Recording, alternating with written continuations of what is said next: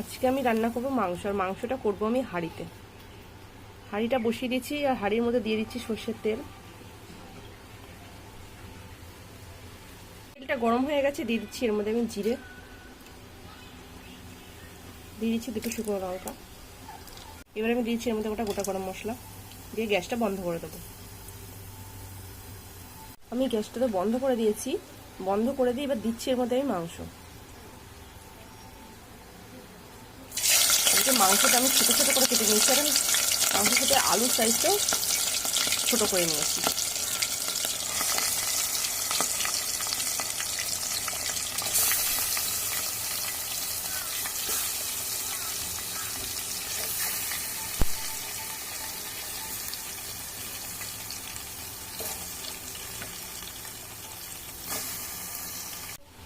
এবার আমি ভালো করে নেড়ে নেব।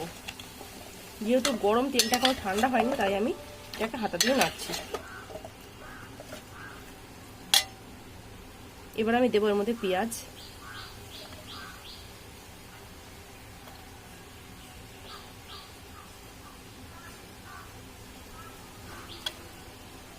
দেবো টমেটো, দেবো কয়েকটা কাঁচা লঙ্কা চিরা, আর দেবো কয়েক কোয়া গোটা রসুন।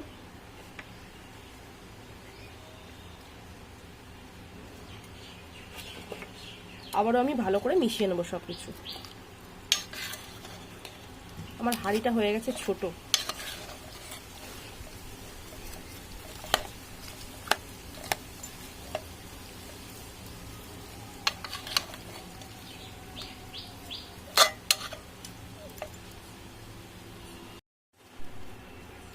এবার আমি দিচ্ছি এর মধ্যে মশলা, আদা, জিরে, রসুন আর দুটো তিনটে শুকনো লঙ্কা। যেহেতু আমি কাঁচা লঙ্কা দিয়েছি, তাই আমি শুকনো লঙ্কাটা কমই দিয়েছি। এবার আমি ভালো করে এটা মিশিয়ে নেব। ঠান্ডা হয়ে গেছে, তাই এটা আমি হাত দিয়ে এবার নেড়ে নেব, মেখে নেব।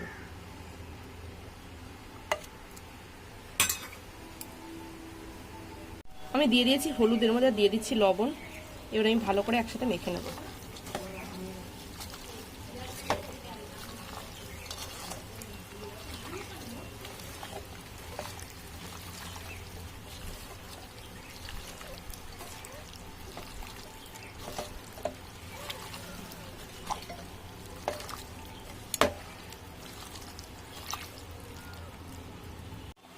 এবার আমি হাঁড়িটা বসিয়ে গ্যাসটা জ্বেলে দিয়েছি। এবার আমি ঢাকনাটা দিয়ে আটকে দেবো। তোমরা চাইলে আটা দিয়ে চারি সাইডটা হাঁড়ি আটকে দিতে পারো, কিন্তু আমি আটকাবো না, আমি এরকমভাবে রেখে দেবো। কিছুক্ষণ পরে ফিরে আসছে। এবার আমি ঢাকনাটা খুলবো।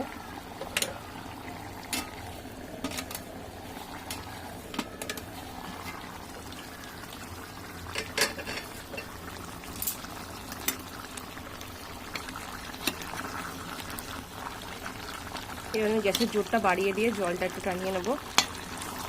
মাংস কিন্তু আমার একদমই নরম হয়ে গেছে,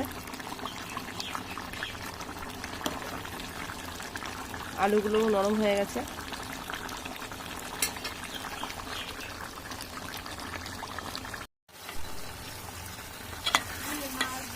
আমার হয়ে গেছে। এবার এর মধ্যে দেবো আমি গরম মশলা,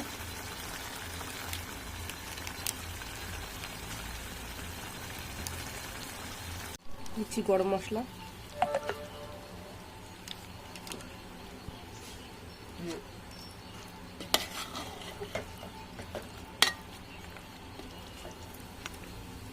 আজকে রান্নাটা তোমাদের কেমন লাগলো তোমরা অবশ্যই জানিও। আর রান্নাটা ভালো লাগলো অবশ্যই চ্যানেলটা সাবস্ক্রাইব করো। আর এই তরকারিটা আমার হয়ে গেছে। এবার আমি গ্যাসটা বন্ধ করে কিছুক্ষণ ঢেকে রাখবো, যাতে উপর থেকে তেলটা সুন্দরভাবে ছড়ায়।